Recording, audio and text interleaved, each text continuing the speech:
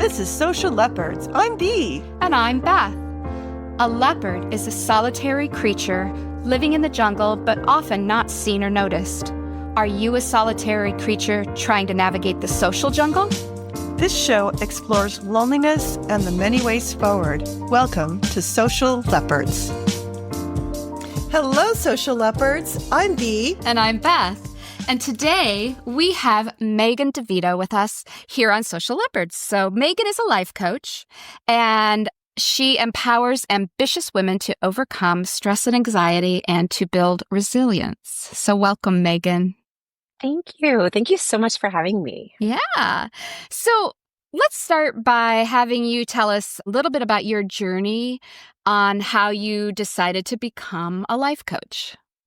So it's a funny story, actually. I was a teacher for about on and off for 20 years. I say on and off because I took time out to stay home with my babies when they were little.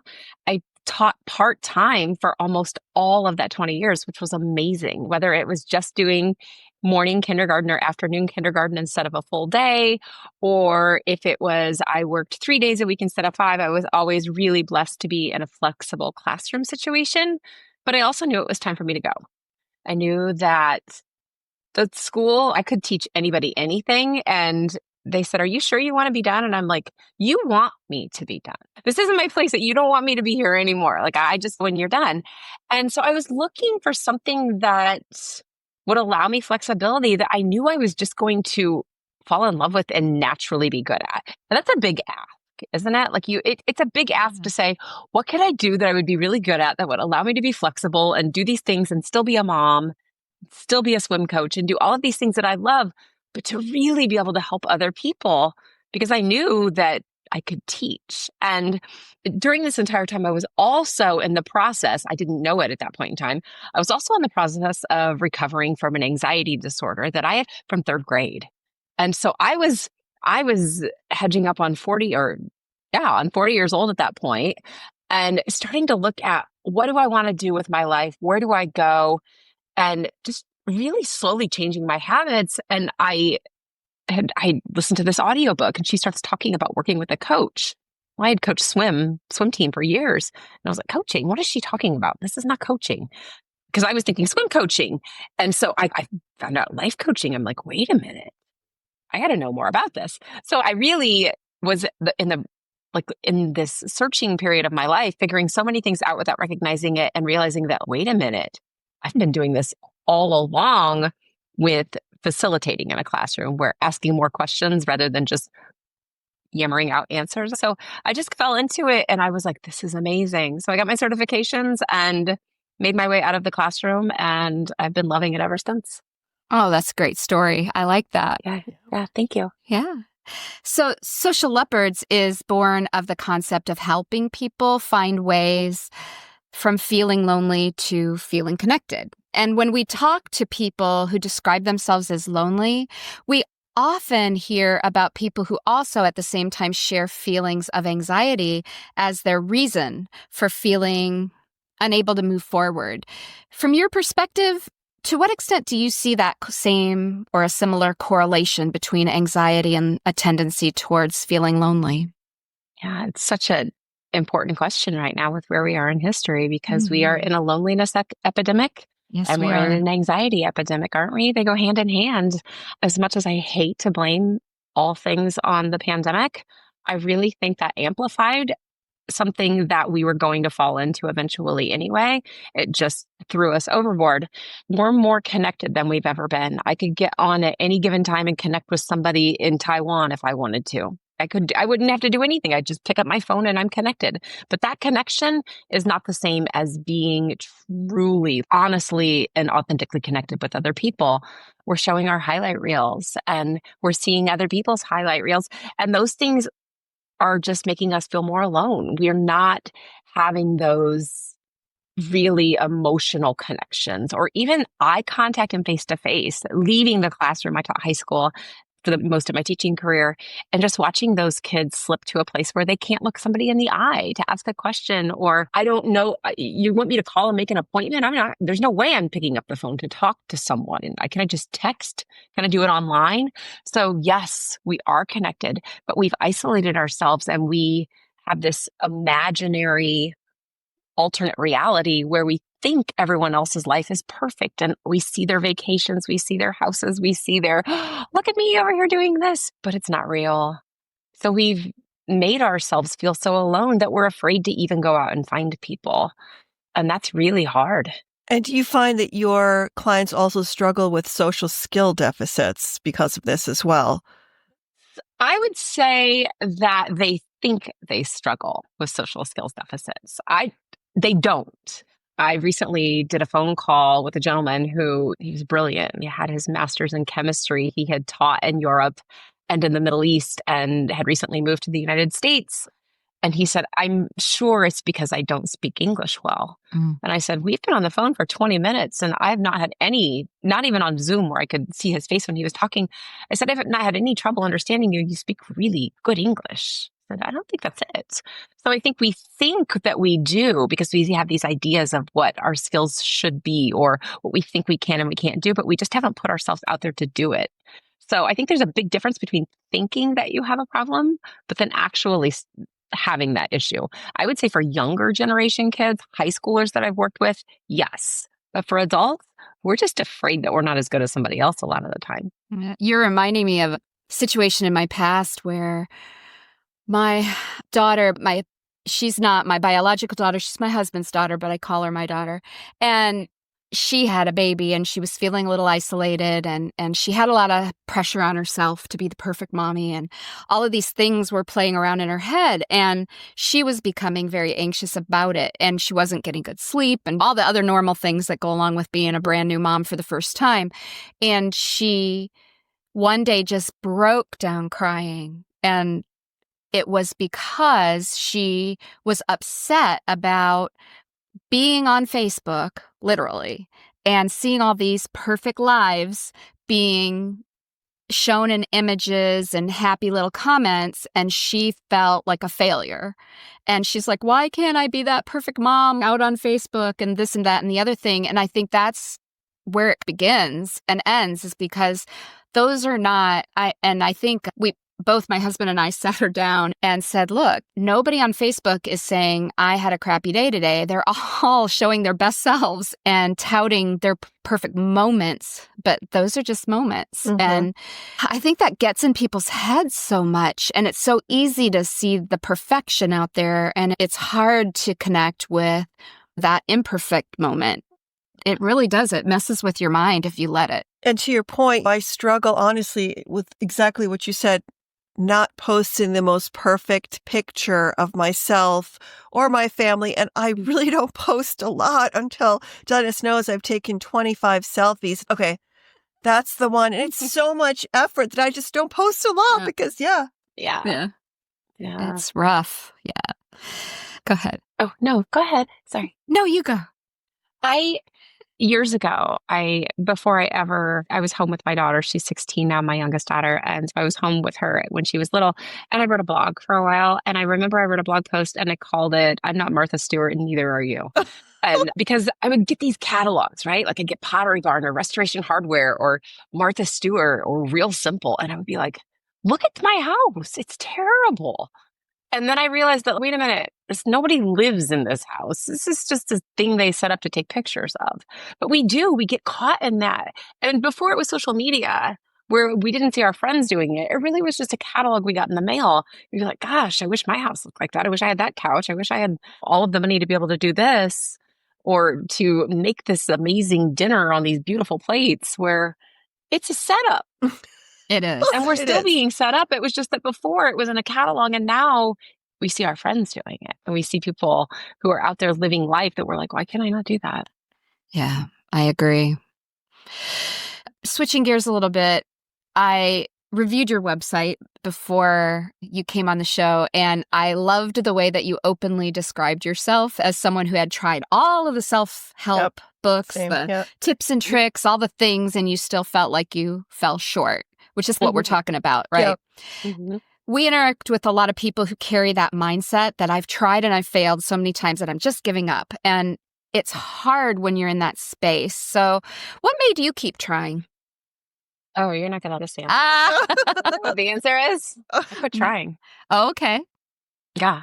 If there's anything that I've learned that I see more and more, if I can feel anxiety rising in me now, I know it's because I'm seeing something that's making me think about being anxious. And the thing about being anxious is that it demands your attention and it demands that you act now because it is urgent, it is deadly, it's going to leave you alone and isolated or whatever your brain likes to tell you. And the more attention that you give it, the more it grows. So for me, with my backstory, my anxiety was almost entirely related around my health. I thought I had every single disease under the sun. I've never had any of them, but I was so sensitive to how I felt that I would just freak out. And so I would research, I would try and do all these things. I would go to the doctor, I would do all these things. And the more I did, the more attention I paid, the worse I felt, because you can prove to yourself that you're fine in the moment, but what about the next moment?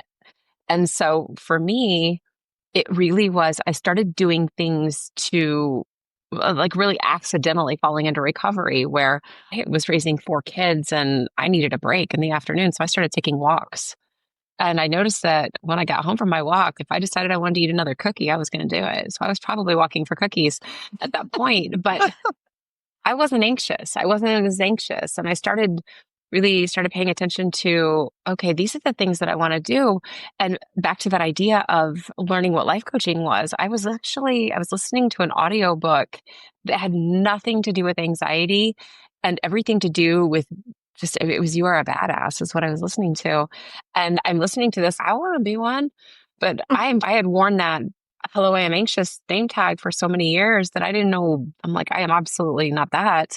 And she just said, worry is wishing for what you don't want. And I thought, who would do that? And I was like, oh yeah, me, I would do that. I would do that over and over again.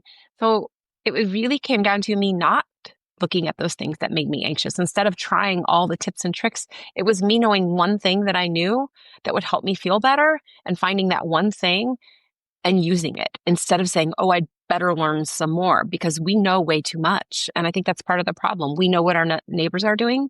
We know everything that's happening in the news. We could go and Google any disease and any symptom, and we can know everything in 30 seconds. And our brains are not designed to do that. Oh, you're bringing me so many memories today in this little tiny conversation. Yeah. After my dad passed away, I was sure that I had all of the symptoms of all the things that were impacting him and caused him to pass away. And I went to so many specialists. I'm like, oh, I got a nosebleed. I got to go to the ENT. And he had skin cancer. And so I had this itchy spot on my back and I was running to the doctor, and I went through that for a while. And I think that was more for me personally, part of my grief, me not processing my grief appropriately. I was focusing in on the things that I thought I would then have control over if I could just identify what the problem was. Mm-hmm. Then I could fix it, and then I would start to feel better. And it was just this vicious cycle in my head. And finally, I got to the point where I needed to get some help, and I did. And it was not long thereafter that all the pieces started to fit, but that just brought that memory back. That it's a very common reaction, I think. Yeah, I think so. I think lots of people go through those things, so it's not wrong. No. But wow. But I also think, and you probably know this, that there is a big piece of fear that's connected to anxiety, right? Because we're fearing something that maybe we don't even know what the fear is, but that fear is propelling that anxiety because it's the unknown. I know that my parents are in a difficult position right now. They're in hospice. And for a long time before we got to this point, I had so much anxiety, like what if he falls? What if she falls? What if he has a car accident? And we had to put all these things into place. And now I'm in a better place. We're still going through it. But yes, it was definitely that fear of the unknown. Yeah. So brings me to another question. So there are a lot of people out there, and I get a lot of questions from just people, or we do actually, and they get told anxiety is, quote, just an emotion. So why is anxiety so real? Yeah, it's not just it is just an emotion, but Not it's just. a chemical reaction in your body, right? Right, It's a chemical exactly. reaction Right. inside your body. And if we can take it away from the things that you do when you feel anxious and the thought, that's really where the emotional part comes in. But what I found is that it's not one emotion. It's not usually one. So to your point about your dad passing, you're dealing with grief, you're dealing with fear, you're dealing with sadness, you're dealing with all of these different emotions. It's like a knot of emotions. And it's just the idea of my body feels so anxious that my brain starts spinning stories, anything to solve for the way that I feel. And really the way that your body feels is a chemical reaction, and emotions are just a chemical reaction in our body. So it's what we think about how we feel that's the problem. So, and that's what's so interesting about it is that you can say, how do you feel? I feel anxious. Oh, about what? Everybody has a different story, right? So if it was just that simple, if it was like, I feel anxious because I think that Susie over there is looking at me funny and now she thinks I'm not competent at work or something like that. If that were that easy, we'd be like, Susie's not looking at you, problem solved. But it's not. It's about somebody's health. It's about somebody's parents. It's about somebody's kid. It's about driving. It's about getting sick. It's about all of these different things. And it all goes back to us trying to solve for all of these underlying questions. To your point about your dad, yeah, it is really normal for those people. Doctors tend to think that they get the diseases that their patients have because they know the symptoms. And as soon as they have one, they're like, oh, their brain starts spinning stories. So if we can cut off the feeling in our body from the thought process, that's really the ticket because yes, it is an emotion, but it's a lot of emotions that cause you to overthink. So anytime anything starts with what if, we just have to remember that's a guess. That's true. And so being able to use that to say, while I feel this feeling inside of my body, this really horrible, uncomfortable feeling that I do not want to feel anymore, because I won't ever tell anybody that it feels good or it's not a problem. It is a problem. And if you don't know what to do with it, if you don't have that stopping point to say, okay, anything I think until that simmers down, I'm not allowed to believe anything that's going on up here. Your brain will tell you the scariest, wildest stories ever. If you can just say, I'm not allowed to believe it, I'm not allowed to believe it, I'm not allowed to believe it, it gets easier to say, I know what's happening. And then we can cut that cycle. And when you do that, you're taking the attention away from the feeling, because any attention that you give that feeling, your brain will interpret that as, oh, that really was important. Yeah. And when it thinks it's important, it doubles down the next time and it makes a stronger reaction that lasts a little bit longer just to demand your attention. To your previous question, the less you do it, the more you teach your brain to not respond. Oh, it's okay, because everyone on this planet feels anxious sometime. But some of us just really are good at it, right? Some of us are like, I can drive this bus right off the cliff.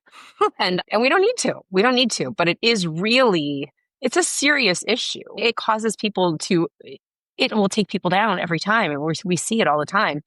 But the solution isn't doing more, it's doing less. And that's tricky. No, I like that perspective on that. Absolutely. So are there certain types of anxiety that you deal with more commonly with your clients, or does it vary, or? Yeah, that's a really good question, because therapists listening to your podcast right now are probably like, sit down, lady. And I get that, right? I'm not a therapist and I do not diagnose anxiety. Right. I do not treat people who have major anxiety disorders. I mean, if you are incapacitated and you cannot leave your house, I'm not your girl. You definitely need to go to a therapist. So most of the people who I help deal with that, I would call it low level hum, okay, where I'm just keyed up all the time. I just can't relax. Anytime I get ready to go talk to my boss, I feel like I'm going to get sick. I can't even do it. So they're stopping themselves from doing the things that they want to do, but they're still living very quote unquote normal lives, right? Mm-hmm. So I would say people who they're not saying, I know it's probably because my house burnt to the ground, right? And yeah, you should definitely go to a therapist. That's a big deal. And that's a major trauma, right? Actually, that's not me. That happened to one of my coworkers 2 years ago. Yeah. But yeah, if that happened to you, you might need some inner work on that. Mm-hmm. But if it's just, I don't know, I'm just so stressed out all the time, because stress is the precursor to anxiety. Mm-hmm. So if you're not to the point where you've again, fallen off that cliff into an anxiety disorder the way I was, then I would say, yeah, those are the people that I tend to work with.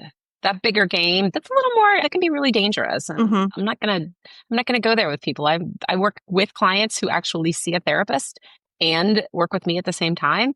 And it actually works out really well. I've got some clients with some really big time anxiety, but they also have a therapist supporting them. So I can text their therapist and say, hey, this is what we talked about today. Is there anything you want me to focus on?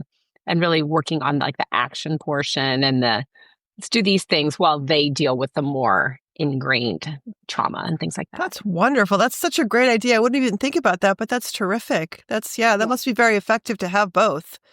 It is. It is. Yeah. Because knowing what to do and actually doing the things isn't that easy sometimes. Yes, exactly. I have a friend who really struggles socializing. And part of the reason is because that's been a lifelong struggle. And so over time and a lot of self-isolation that has resulted from it, as each year passes, it makes it even more difficult to get out there and interact with others. So there's always this perception by this individual that people are just being polite, that nobody could actually like me because I don't have anything interesting to say, or always putting themselves down and being a negative Nelly, for lack of a better term. And I try my best to uplift and support and remind this person of all the wonderful things they bring to the table and the reason that I'm drawn to and love chatting with this person, but it just doesn't ever seem to get anywhere. So it sounds like I need to try to get a hookup here. Yeah. Yeah. Yeah. Yeah. And the longer she goes thinking that and not doing anything to find evidence, it's the more ingrained it gets, right? So I think that I just like to tell my clients, we're going on a perpetual Easter egg hunt, right? We're always looking for Easter eggs that are showing us what we want to see. So the cool thing about your brain is that it's designed to hear your name or mom. You go to the mall and some kid yells mom. Every woman who has a kid in the store turns around and looks, right? Or to even know your own kid. But someone says mom, you look, even though you know that your kid's grown and doing something else. But we also, if you tell yourself, gosh, you know what? I'd really like to go buy a purple Jeep. Nobody has a purple Jeep. All of a sudden, everybody's got a purple Jeep. You didn't even know how many purple Jeeps there were out there because you told your brain to look for them. Yeah. So it'll do it for the good and it'll do it for the bad. Yep. I agree. I want to move on to your podcast because I have listened to several episodes and want to be able to give you a plug as well as talk about it. But I'm going to reference my laptop here so I hopefully won't get it wrong. And I'm going to summarize, but I think the one that resonated a lot with me was where you talked about when you hang on to your anxiety and your stress, it becomes that person's normal. And you said something really important that I'd love for you to summarize again with our audience is about how someone with anxiety can start to reinterpret that bad cortisol flow as it was flowing through your system. We all have it, right? And so a lot of people will notice it, especially in the morning. People will say, I don't know, nothing happens, but I wake up anxious. And yeah, that makes sense because cortisol is actually the hormone that tells your body, hey, brain, time to turn back on. So in the morning, thank goodness we have it, or we would just keep sleeping. But if you are really sensitive to how that hormone feels in your body, that stress hormone, which is the same one as if you get stressed out at work or at home, anything like that, it's the same hormone. So if you're really sensitive to how your body feels and you just say, this is me, I feel it all the time, you start to anticipate feeling bad. So because you're waiting for the next shoe to drop, you're always like, is it going to happen? You fear your own body. You fear that feeling of cortisol when you could actually look at that and say, oh, wait a second, I know what's happening right now. Because the feeling is what's important. We know the feeling is uncomfortable. So anxiety is interesting because some people will really be afraid of the feeling of anxiety in your body, and other people will be really afraid of what they think. And to me, my answer is always, it doesn't matter. It doesn't matter because as soon as you recognize that feeling is there, that's what's important because that feeling, again, we go back to whether you want to call it just an emotion or just a chemical reaction or just a feeling, you've survived that feeling over and over again. So instead of being afraid of it, you need to learn how to say, oh, the alarm's going off. I get it. Just the same as if you got a text and a notification came up on your phone. I know what this is. And because I know what this is, step one, do whatever grounding technique that you found on the internet, you learned with your therapist, your coach, you made up yourself. It doesn't matter. You only need one. Use that to calm that feeling down. And until the feeling comes down, we don't believe anything we think. So it's really just like creating a different connection with your body and saying, yeah, I know it feels terrible, but I know exactly what it is. My best example of that was, I told you that for years I would just misinterpret it and I would think I was dying. I was shopping at Target a few years ago. This was well into my recovery. I was having a great day, right? Like I had Starbucks. I was at Target alone. I had spending money. It was a great day. And then suddenly I'm standing there in the aisle shopping for throw pillows and I'm like, what just happened? Like who knows? I'm 49. It was probably a hormone shift. It didn't, but the problem was that I knew what it was. It didn't matter. I was like, oh, I feel really anxious right now. So my best technique for me is always exhale for a really long time, take a slow inhale, hold on to it, exhale it again, and keep doing what you were already doing. It took 3 minutes for it to go away. In the past, I would have interpreted it as, oh my gosh, I probably had this thing happen and now this and this. I would have had a whole horror movie series written out in my head. I'm picturing you running out of the store, right? Yeah. Yes, crying, calling my parents. Do you think I'm going to die? No, it just doesn't do. I'm not saying it feels good. And I'm not saying that it goes away forever. I would never, ever tell one of my clients, like, you'll never feel anxious again. That's not true. It's not true. Some people are more sensitive. They have more sensitive nervous systems. But when you recognize it as a feeling and you know how to take control of that feeling, it doesn't matter. And I think that's the trick. Yeah. So when I started working as a school psychologist years ago, we had to present results all the time to various groups of people, to the public. And sometimes I knew they didn't like the results of my report because it was not what they wanted to hear.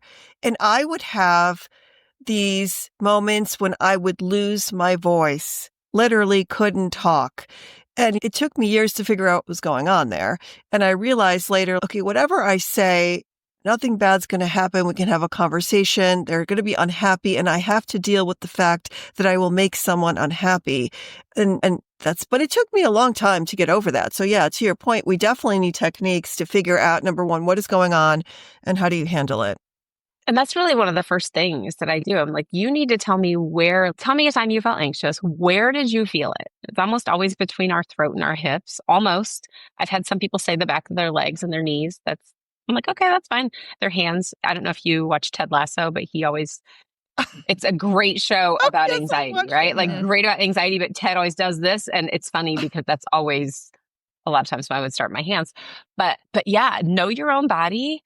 And if they're like, but I can't, I want them to be able to describe it as if they could use all their senses and tell me. I'm like, what color is it? Does it move? Does it not move? Does it make a noise? What does it look like? We draw it on a piece of paper. And I think really being able to get that familiar with it, that you've almost created this cute little friendly monster, just like, I loved it when Inside Out came out because I'm like, yeah, that's what I've been doing. Oh, yeah. Yeah. I'm like, oh, I feel so smart right now. But yeah, turn it into a little animated character if you need to, because when you know it that well, it's not as scary. You can say, oh, here goes my brain. It will feel, and to be fair, it will feel necessary. Your brain will tell you, but this time's different. No, it's not. No, it's not. I love that too. And this kind of makes me think about the self-care episode, which I absolutely loved, by the way, that really resonated with me because I think that when you talk about reducing anxiety, that's a huge thing to think about on a daily basis. And I guess my question for you is thinking about the role models I had in my life. And one was my mother, who was a very successful, high-performing person who now has dementia, sadly. She never gave herself self-care. And I wonder, how do I, as her daughter, convince myself that it's okay for me to do that? Because I still feel guilty about it. Yeah. So that makes me curious. When you said that your mom was really high performing and successful, what does she do? She was a physician. She had a private practice. She's psychiatry, worked 6 days a week before she came from Ukraine. My parents did. Before she was a physician, she was a pediatrician, before psychiatrist, and a surgeon before that. So she was a smart lady, but she had a very imbalanced life for a variety of reasons. But I'm thinking in my head all the time, like, if I take time for myself, I know it's okay, but I still feel guilty. I always think, what should I be doing right now? Yeah. I wonder what your mom would tell her patients to do. Yeah, I think that was never a conversation. I just don't think it Yeah. was. I imagine that let's say that you just have the flu, right? And they say you need to sleep, you need to rest, you need to relax, you need to drink lots of water, get lots of fluids, you need to do these things, which is self-care. Right. So she's telling her patients, I'm assuming she's telling her patients, these are the things you need to do to take care of yourself. But not me. I'm busy taking care of you. Correct. Like, I'm not going to do that. But she was telling other people to do that. What would she tell you to do? Yeah, I can't remember. No, I can remember 1 or 2 times in my lifetime when I was still living with my parents that I was able to stay home. And the one time was she sent me to school with chicken pox. Okay. And the nurse said, "What is going on?" And I came home and she's like, "I can't believe that I have to stay here with you. This was her." So, and the second time I think I had a super high fever and I couldn't move but yeah. And it's just, I don't think she was trying to be mean. She was so unaware. Yeah. Yeah. And there really is that. It's a very generational thing. It is. Isn't it? You will push through. My parents are 78 and 72. And yeah, there is a different expectation of behavior back then. And I don't know, and maybe that's part of the reason why we are where we are today, right? We didn't learn how to do those things. Yeah, I'm actually doing a whole presentation on this to a group of women near me, right, on Wednesday evening. And it's all about you love everybody else in your life so much, which is amazing. Please do that. Please be a great mom. Please be a great doctor or a great speaker or a great banker or whatever you're doing. But if you really want to be the best for everybody else, you have to take care of yourself because you will get sick. You will be exhausted. You will fall apart. And then what? Then you have to judge yourself for not being able to be there.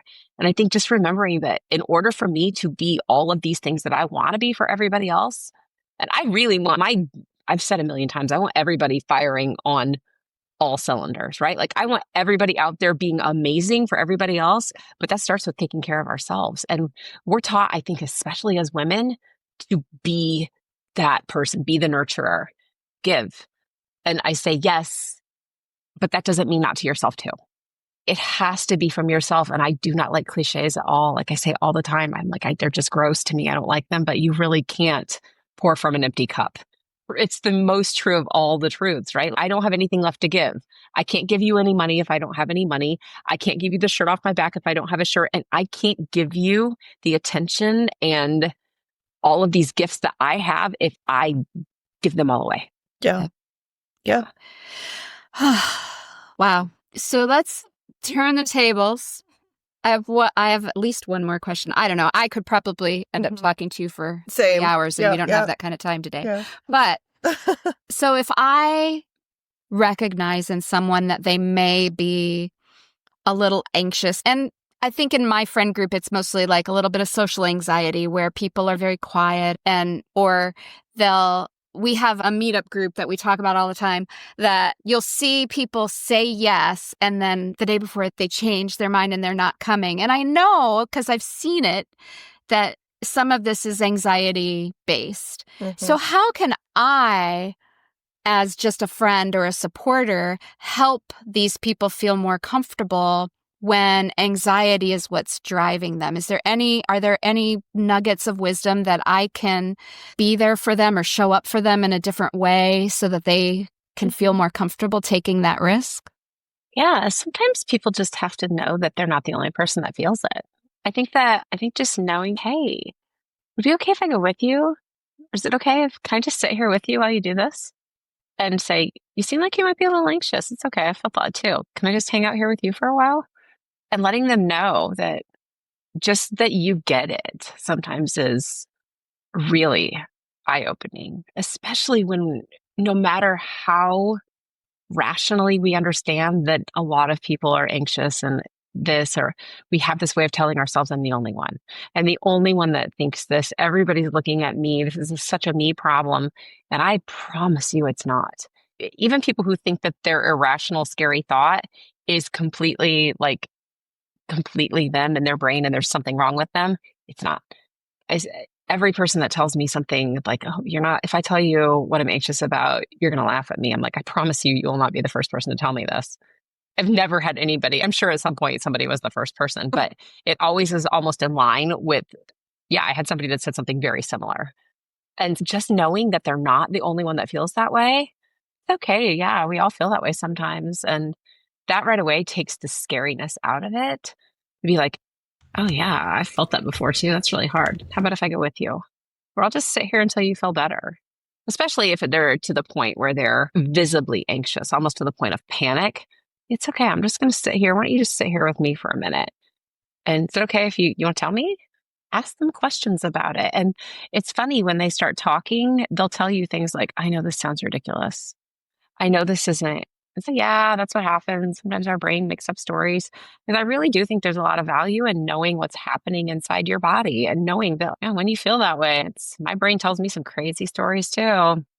Yeah. And one of the things that has helped me when I do, like if something's happening in my life, I'm raising teenagers, so lots of something's happen in my life. They're driving, they're doing things, they're scaring me every single day. And for me to say, yes, that's one thought. That's one thought, which means there's a lot more coming, right? We have 60,000 thoughts a day, and it's usually only the ones that scare us that we hang on to. Yeah. Just like we have, let's say that you put this podcast up and 100 people say, that was amazing. And you get one person who's, that girl, she's an idiot. She doesn't have any idea what she's talking about. It's always the one that sticks, though. It's always the one. We discount all of that other stuff in an effort to stay safe. And it's really just your brain doing exactly what it was designed to do. Yeah. It was designed to keep you safe and in a community and alive. And that means don't get embarrassed. Don't be the only one. Don't do any of those things. And definitely don't put yourself out there. So your brain's working really well. Yeah. In a really ineffective way, but yeah. Before we wrap up, what do you think has been the most rewarding part of your life coaching experience so far? I have met so many amazing women that do jobs that just drop my jaw. I was a teacher, that's great. But sometimes when you're a teacher, at least for me, I would be like, I'm just a teacher. I just teach high school. It's whatever. But I am meeting so many people that have these amazing, powerful jobs. And I'm like, how are they? Like, it's so rewarding to, first of all, be able to hear what they do and to be able to help them and to just watch them go even further in their careers or even further towards, some of them want to have it's a career goal, and some of them just want to be able to sit on the couch and watch a movie with their kids without feeling like they need to have the house be absolutely spotless or have every piece of laundry done. So whatever it is that they're doing, to know that they are participating in their life and that they're able to teach other people how to calm their anxiety down, because every person that learns how to do this can go teach 10 more people.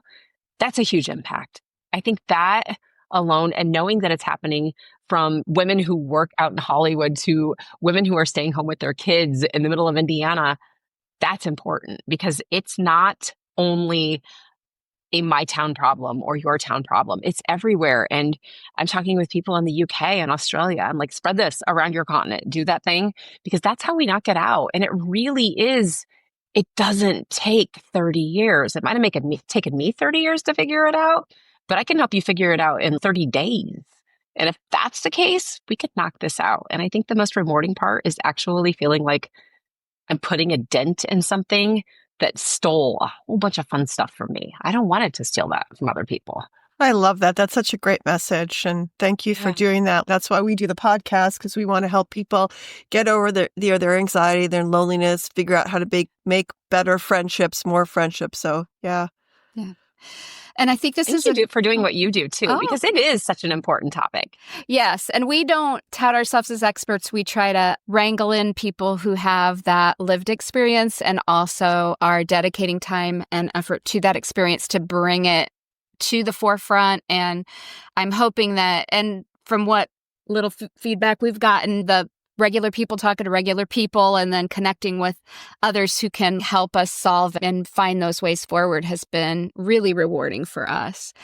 I do want to let our audience know that be sure to please check out the show notes. All of Megan's details will be there. So if you want to connect with her, listen to her podcast, I think your website has a couple of really nice free resources as well. And then if you're ready to take the next step and do believe that you'd be ready for some life coaching, there's that option available to you as well. And before we wrap, Bea, do you have one or two questions to ask? I don't. I think I'm good. Do you? You are okay. Yeah. I just wanted to make sure. Thank you. So I think that is a wrap. And with that, we will say thank you one more time Yes. to Megan for your time Yes. today. Great. It was really great talking with you. And I love all the stories and your openness about sharing your experiences. They were very helpful and encouraging. Thanks for having me. This is such a great way to spend my Sunday. Awesome. thank you. Thank you. And with that, we will see you next week, Social Leopards. Bye-bye. Hey, Social Leopards. Don't slink back into the jungle quite yet. We have 2 important messages to share. First, remember to like this episode, drop us a comment, and if you haven't done it yet, follow this show or subscribe to our YouTube channel. You can reach us on social media. You can also email share@socialleopards.com to contact us privately. All links are in the show notes.